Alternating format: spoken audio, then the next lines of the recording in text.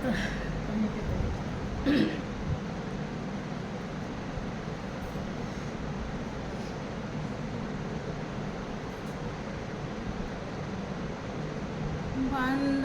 गुरुपद कंज कृपा सिंधु नर रूप हरि महामोह तम पुंज जासु वचन रवि निक बंदो चरण सरोज गुरु मुद मंगल आगार जेहि सुमिरत जन होत हैं भव सागर से पार बंदो श्री गुरु पद कमल सच्चिदानंद स्वरूप जग तारण कारण प्रभु प्रगति धरन रूप परम पुरुष गुरुदेव जी शाश्वत शांति निधान बार बार दंडवत करूं सकल सुखों की खान एकम नित्यम विमल अचलम सर्वधी साक्षी भूतम भावातीतम तिर्गुण रहितम सतगुरु त्वं।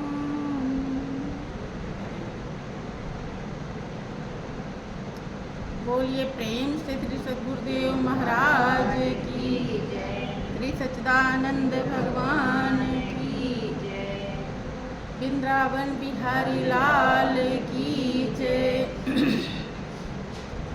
यावर रामचंद्र भगवान की जय, पवन सुत हनुमान जी महाराज की जय, साचे दरबार की जय, सत्य सनातन धर्म की जय। बोलिए प्रेम से सब संतों की जय। प्रेमी सज्जनों, वास्तव में उस महाप्रभु की जब बहुत बड़ी दया कृपा होती है तभी ऐसा अवसर मिलता है जो हम जीवों के जीवन में मिला हुआ है। बशर्ते इस अवसर का लाभ हर कोई उतना ही उठा पाता है जितना उसके कर्म कमाई पावन संस्कार होते। इसके अलावा सच्चाई को समझ पाना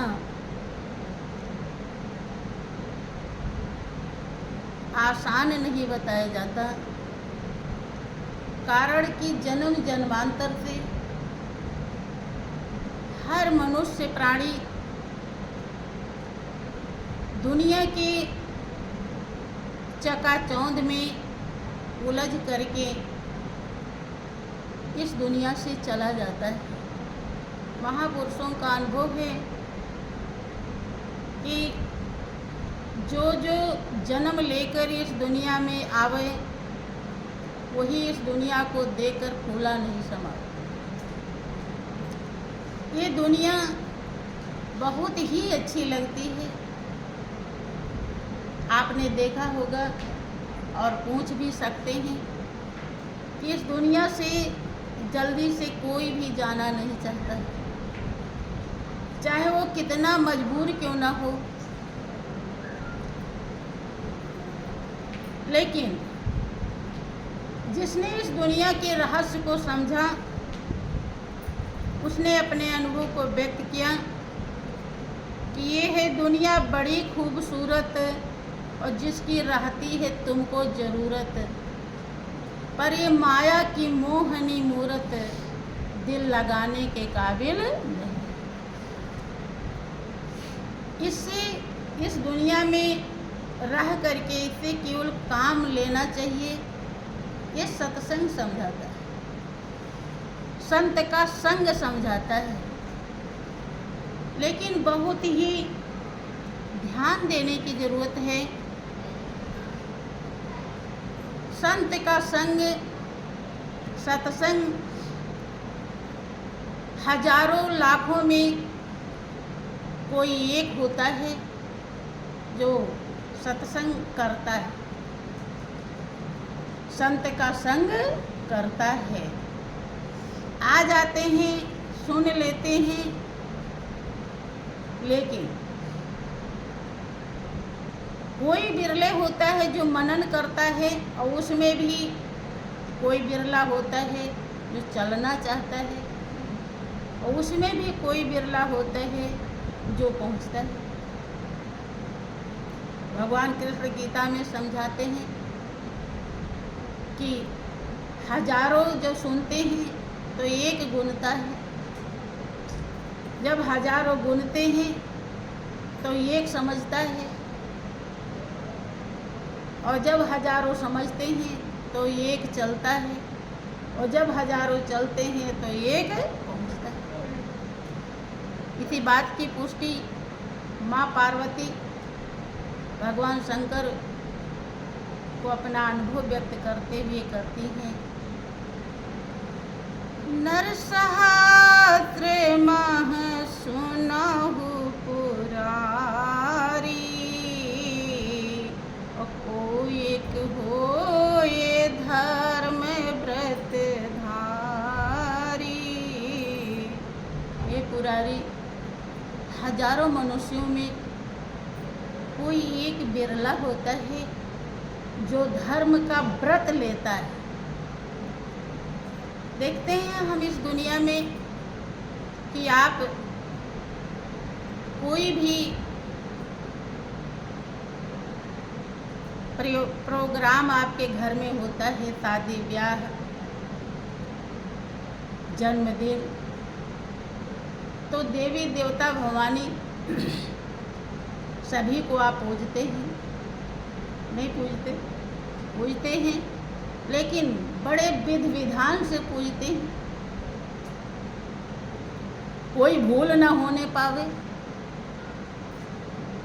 क्या क्या लगता है, कैसे कैसे जाना चाहिए, क्या क्या करना चाहिए, पूरा करते हैं या नहीं करते? करते हैं ना। इसमें हम देखते हैं कोई त्रुटि नहीं होनी चाहिए। शादी ब्याह में लोग खूब लाइन से पूरे घराती चले जाते हैं देवी दुर्गा भवानी के स्थान पे, लेकिन जो श्री गुरु महाराज जी ने वास्तविक धर्म, ये ऐसा बनाया हुआ है, लेकिन जिस धर्म के लिए आपको जीवन मिला है, जिस धर्म के लिए आप इस दुनिया में आए, जिस धर्म की कमाई करने के लिए मालिक ने एक काया रूपी साधन दिया है, जो देव दुर्लभ चोला है, जिस धर्म को श्री गुरु महाराज जी आपके घट के अंदर दर्शा देते हैं, क्या आप उसे प्रतिज्ञा कर लेते हैं कि हमें दोनों टाइम ध्यान करेंगे, तन से, मन से, धन से सेवा करेंगे? लिया है प्रतिज्ञा? शायद कोई बिरले हो। हाँ, मन मर्जी वाले तो बहुत, मन मर्जी वाले तो सभी होते, लेकिन गुरु की मर्जी वाले, गुरु, कोई फिर बात आती है कि गुरु को तो मानते हैं लेकिन गुरु की नहीं मानते, राम को मानते हैं लेकिन राम की नहीं मानते, देवी को मानते हैं लेकिन देवी की नहीं मानते। तो अगर आपने धर्म का व्रत, वास्तव में धर्म किसे कहते हैं? जो धारण करने योग्य है, जिसे श्री गुरु महाराज जी ज्ञान दृष्टि खोलकर दर्शाते हैं। लेकिन पावन संस्कार में कमी रह जाती है, उसे परखने में, कसौटी में उतारने में तो हम परख नहीं कर पाते और वो व्रत नहीं ले पाते। हाँ, कोई हजारों में एक बिरला होता है जो उस व्रत को धारण करता है। करे नर सहस्त्र सुनो कुरारी और को एक होए धर्म व्रतधारी। जब तक व्रत नहीं लेंगे, आप व्रत रहते हैं तो क्या लेते हैं उस दिन कि आज रोटी खाएंगे कि नहीं खाएंगे? नहीं खाएंगे, यही व्रत रहता है। आज फल फ्रूट खाएंगे, दूध पिएंगे, जो भी है, लेकिन रोटी, अगर कोई रोटी खिला दे तो व्रत पूरा बताया जाता है कि अधूरा? अधूरा है। ये तो आप जानते हैं कि नहीं? इसमें तुरंत आप जान जाते हैं कि मेरा व्रत अधूरा हो गया अगर हमने रोटी खा ली। लेकिन ये तो माना हुआ व्रत है, बनावटी है। इससे केवल बहुत थोड़ा सा शुभ कर्म हो सकता है। आपकी आत्मा की प्यास नहीं बुझ सकती। जिस सच्चाई की मांग आत्मा जन्म जन्मांतर से कर रही थी, वो नहीं मिल सकती। वो तब मिलेगा जब सतगुरु द्वारा बताए हुए धर्म का व्रत धारण करें। लेकिन ध्यान नहीं करते सही से, सत्संग में नहीं आते सही से, सेवा नहीं करते सही से। कभी लगता है आपको कि हमारा व्रत अधूरा हो गया, पूरा नहीं हुआ? लगता है? किसको लगता है? किसी को लगता हो तो हाथ उठाओ। नहीं लगता ना? तो अब इसका मतलब समझे कहाँ? समझे? अगर समझे होते तो ऐसा लगता और फिर आप उसे पूरा करने की कोशिश करते। यही कारण है कि जो देवता सबसे बड़े हैं, उस देवता को हम सबसे छोटा समझ लेते हैं। और सबसे छोटा समझने के नाते जैसा महत्व देते हैं, वैसे हमारा भाव बनता है। और जैसा भाव बनता है वैसा हम कर्म करते हैं, और जैसा कर्म करते हैं वैसा हम फल। देखें, जो व्रत धारण करने के लिए आप इस दुनिया में आए हैं, जिसका ज्ञान, टेक्निक, फार्मूला, रास्ता श्री गुरु महाराज जी अपने उपदेश समागम से आपके घट के अंदर दर्शाया है, वही रस से परिपूर्ण है।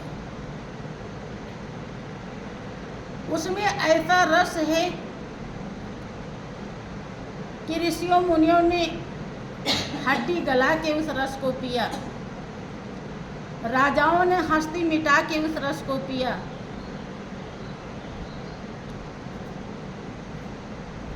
और आज भी अगर कोई पीना चाहता है तो अपने विकारों को धो करके ही पी पाएगा। हाँ, थोड़ा बहुत पी सकता है, लगा है थोड़ा बहुत चाट लिया। जैसे होंठ के चाटने से प्यास नहीं बुझती, प्यास बुझती ही पानी पीने से। वैसे वो रस, अगर उसमें रस नहीं होता तो मीरा हर सजाएं क्यों सहती? ध्रुव प्रहलाद मौत को गले क्यों लगाते? किसी ने कहा भी नहीं था, बल्कि सब मना कर रहे थे। पीने के लिए सभी मना कर रहे थे, लेकिन कुछ भी आया और उन्होंने पीना बंद नहीं किया। क्या उसमें खासियत है? कुछ तो अवश्य होगा, लेकिन तभी पता चलेगा जब हम सही से धर्म का व्रत धारण करेंगे। उसके लिए